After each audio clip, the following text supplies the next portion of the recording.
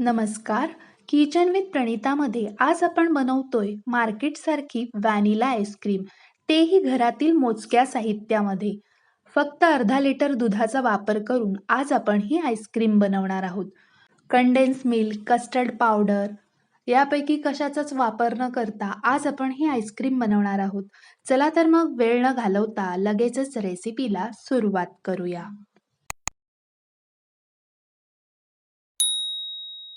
सर्वात आधी इथे मी एक बाउल घेतलेला आहे आणि त्यामध्ये 2 चमचे इतकं कॉर्नफ्लॉवर घालणार आहे. आता यामध्ये आपल्याला अर्धा वाटी इतकं कोमट दूध घालायचं आहे आणि व्यवस्थित मिसळून घ्यायचं आहे, जेणेकरून यामध्ये गुठळी राहणार नाही. आता इथे दुधामध्ये कॉर्नफ्लॉवर व्यवस्थित मिक्स झालेला आहे. आता हे मिश्रण आपण असंच थोडा वेळ बाजूला ठेवणार आहोत. आता गॅसवर मी एक पातेलं ठेवलेलं आहे. त्यामध्ये दूध उकळायला ठेवलेलं आहे. हे अर्धा लिटर म्हशीचं दूध आहे. यापैकी फक्त मी अर्धा वाटी दूध कॉर्नफ्लॉवरमध्ये मिक्स केलेलं आहे. आता या दुधाला छान अशी उकळी येईपर्यंत आपल्याला वाट पाहायची आहे. इथे दुधाला छान अशी उकळी आलेली आहे. आता लगेच मी गॅसची आच लहान करणार आहे. आता इथे दुधावर जी साय आलेली आहे, ती दुधामध्ये आपल्याला मिसळून घ्यायची आहे.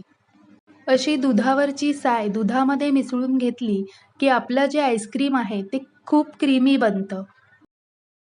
आता इथे दुधाची साय दुधामध्ये व्यवस्थित मिसळून झालेली आहे. आता यामध्ये मी अर्धा वाटी इतकी साखर घालणार आहे. आता साखर सुद्धा आपल्याला दुधामध्ये विरघळवून घ्यायची आहे.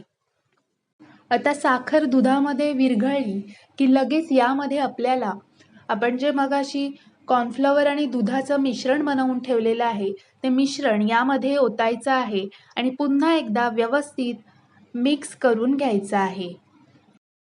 आता इथे गॅसची आच लहानच ठेवलेली आहे आणि आपल्याला हे सतत ढवळत राहायचं आहे, जोपर्यंत हे दाटसर बनत नाही तोपर्यंत. इथे आपण कॉर्नफ्लॉवर आणि दुधाचं मिश्रण यामध्ये ओतल्यानंतर हे मिश्रण लगेच थोडंसं दाटसर झालेलं आहे, पण आपल्याला हे सतत ढवळत राहायचं आहे, जोपर्यंत कॉर्नफ्लॉवरचा कच्चा वास जात नाही तोपर्यंत. इथे मी बरोबर 10 मिनटं मंद आचेवर हे सतत हलवून घेतलेलं आहे. आता आपलं हे दूध आहे ते खूप दाटसर झालेलं आहे. आता लगेच गॅस बंद करायचा आहे आणि हे मिश्रण थंड होण्याची वाट पाहायची आहे. आता मिश्रण थंड झालेलं आहे. इथे मी एक मिक्सरचं भांडं घेतलेलं आहे. त्यामध्ये आपल्याला मिश्रण ओतायचं आहे. सोबतच 2 चमचे दुधाची साय घालायची आहे. सोबतच 1 चमचा व्हॅनिला इसेन्स घालणार आहे. आता इथे तुम्हाला आंब्याची आईस्क्रीम बनवायची असेल तर व्हॅनिला इसेन्सच्या ऐवजी आंब्याचा गर घातलात तरी देखील चालेल. आता हे मिश्रण आपल्याला मिक्सरला छान असं फिरवून घ्यायचं आहे. इथे मी मिश्रण मिक्सरला फिरवून घेतलेलं आहे. आता इथे मी एक डबा घेतलेला आहे आणि त्यामध्ये आपल्याला हे मिश्रण ओतायचं आहे. डब्याला झाकण लावायचं आहे आणि आता हा डब्बा आपल्याला 2 तासाकरता फ्रीजरमध्ये ठेवायचा आहे. जिथे बर्फ जमतं तिथे आपल्याला हा डब्बा ठेवायचा आहे.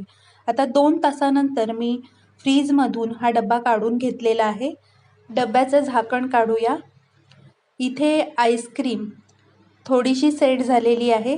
आता पुन्हा एकदा आपल्याला हे चमच्याने व्यवस्थित हलवून घ्यायचं आहे आणि पुन्हा एकदा हे मिश्रण आपल्याला मिक्सरच्या भांड्यामध्ये काढून मिक्सरला 15 ते 20 सेकंद फिरवून घ्यायचं आहे. असं केल्याने हे मिश्रण आहे ते खूप स्मूथ बनतं आणि आपल्या आईस्क्रीमला क्रीमी टेक्स्चर येतं. आता मिक्सरला फिरवून घेतलेलं मिश्रण आपल्याला त्याच डब्यामध्ये ओतायचं आहे आणि डब्याला झाकण लावून पुन्हा हा डबा आपल्याला फ्रीजरमध्ये आईस्क्रीम सेट होण्यासाठी ठेवून द्यायचा आहे. इथे मी हा डब्बा रात्रभर फ्रीजरमध्ये ठेवणार आहे. साधारण 8 ते 10 तास लागतात आईस्क्रीम सेट होण्यासाठी. आता दुसऱ्या दिवशी मी तुम्हाला डब्याचं झाकण खोलून दाखवत आहे. इथे आपली छान अशी आईस्क्रीम सेट झालेली आहे. आता ही आईस्क्रीम डब्यामधून व्यवस्थित निघण्याकरता इथे मी एक भांडं घेतलेलं आहे. त्यामध्ये पाणी ओतलेलं आहे आणि त्या पाण्यावर आपल्याला हा डब्बा ठेवायचा आहे. 1 मिनिट आपण हा आईस्क्रीमचा डब्बा पाण्यामध्ये ठेवणार आहोत आणि त्यानंतर आपण या डब्यामधून आईस्क्रीम काढून घेणार आहोत. इथे तुम्ही पाहू शकता आपलं छान असं मार्केटसारखं व्हॅनिला आईस्क्रीम बनवून तयार आहे. आता हे आईस्क्रीम मी सर्व्ह करणार आहे. त्याकरिता इथे मी सुरी घेतलेली आहे आणि सुरीच्या मदतीने कापून घेणार आहे. तुम्ही सुद्धा अशीच व्हॅनिला आईस्क्रीम नक्की बनवून पहा आणि कशी झाली ती कमेंटमध्ये मला नक्की कळवा. तुम्हाला माझी आजची रेसिपी थोडी तरी आवडली असेल तर प्लीज एक लाईक करा. किचन विथ प्रणिताला सबस्क्राईब करायला विसरू नका.